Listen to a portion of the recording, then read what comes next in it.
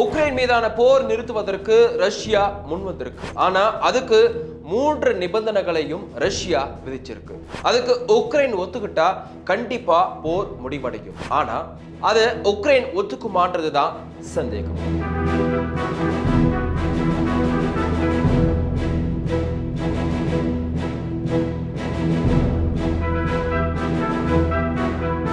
முதல் நிபந்தனை, உக்ரைனை நேட்டோல இணைக்கிற முடிவை கைவிடணும். இதுதான் இந்த போர் தொடக்கத்துக்கான மூல காரணமே.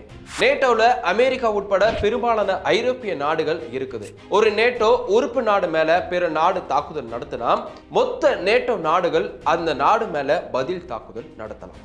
மொத்தம் இதுல 32 நாடுகள் இருக்கு. உக்ரைன் இதுல இணைஞ்சா அது ரஷ்யாவுடைய பாதுகாப்புக்கு அச்சுறுத்தலா மாறும்.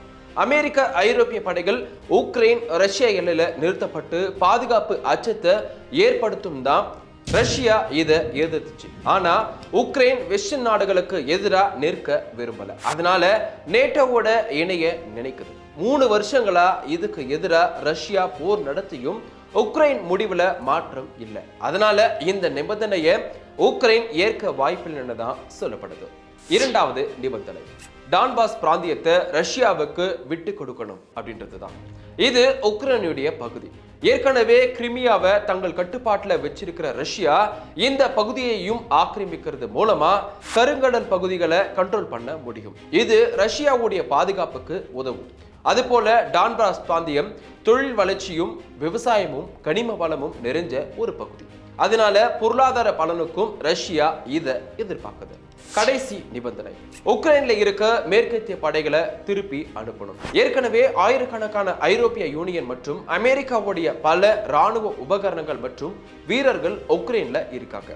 அது இந்த போர்ல ரஷ்யாவுக்கு ஒரு மைனஸாகவும் பார்க்கப்பட்டுச்சு. இந்த நிலையில இவங்களையும் அந்த உபகரணங்களையும் திருப்பி அனுப்பணும்ன்றது ரஷ்யாவுடைய கடைசி நிபந்தனையா இருக்கு.